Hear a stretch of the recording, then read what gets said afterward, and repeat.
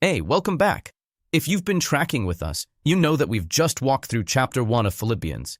We saw Paul's heart poured out for the gospel, surrendered in suffering, and committed to the growth of others.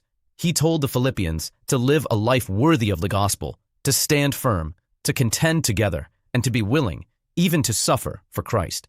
And now, he's going to show us how. How do we live worthy of the gospel?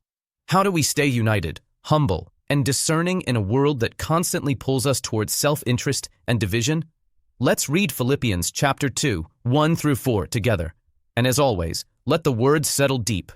If then there is any encouragement in Christ, if any consolation of love, if any fellowship with the Spirit, if any affection and mercy, make my joy complete by thinking the same way, having the same love, united in spirit, intent on one purpose. Do nothing out of selfish ambition or conceit, but in humility consider others as more important than yourselves. Everyone should look not to his own interests, but rather to the interests of others. Let's just sit with that for a second. Because what Paul is doing here is both beautiful and confrontational. He starts by reminding us what we already have in Christ: encouragement, love, fellowship with the Spirit, affection, mercy. These aren't things we're chasing. They're already ours. They're gifts of grace. But here's the thing. Receiving those gifts should shape how we treat others. Unity begins with humility. Paul says, make my joy complete by thinking the same way, having the same love.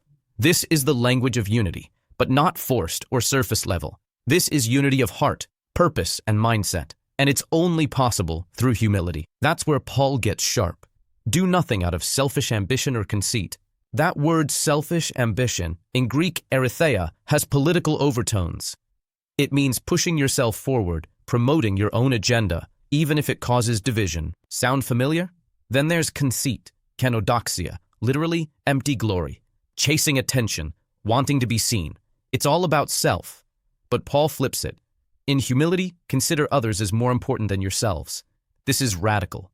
In a culture, then and now, that says assert yourself, protect your reputation, look out for number one, Paul says, no, look to others, lift them up, count them as more significant than you. You've probably heard the quote, humility isn't thinking less of yourself, it's thinking of yourself less. But Paul goes further than that.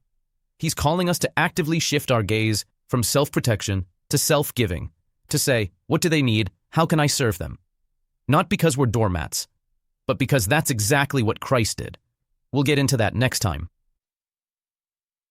Is this even possible? Let me ask you, what would your family, your church, your workplace look like if everyone lived this way? Where do you see selfish ambition creeping in, maybe even in your spiritual efforts? When was the last time you considered someone else's needs as more important than your own plans? This passage hits home. It calls out our pride, but it also calls us into something beautiful.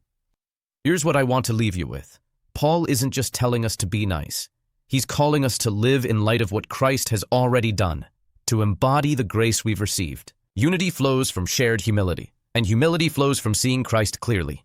And next time, in verses 5 to 11, we're going to see Christ more clearly than ever as the one who emptied himself, humbled himself, and was exalted by the Father. But today, just sit with this. You are loved. You've received encouragement, comfort, and mercy from Christ. Now go and extend that same posture to others. Thanks for staying in the Word with me.